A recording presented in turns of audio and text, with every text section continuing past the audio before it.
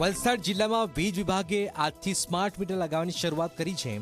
રાજ્યના નાણાં અને ઉર્જા મંત્રી કનુભાઈ દેસાઈએ તેમના નિવાસસ્થાને સૌપ્રથમ સ્માર્ટ મીટર લગાવ્યું છે।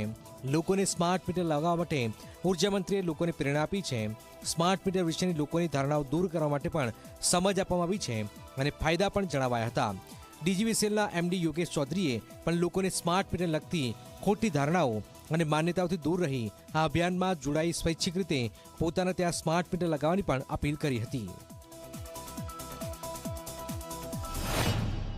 સગવડતા માટે 2 સબસ્ટેશનોનું ખાતમુહૂર્ત કરવામાં આવ્યું। એક ચલા ખાતે જેની વર્ષોથી જરૂરિયાત હતી, લગભગ 17 થી 18 કરોડના ખર્ચે ચલા ખાતે અને 25 કરોડના ખર્ચે છીરી ખાતે આ સ્માર્ટ મીટર લગાવવાનું પણ એક આયોજન છે અને એના માટેની શરૂઆત આજે વાપી ખાતેથી અમે કરી છે।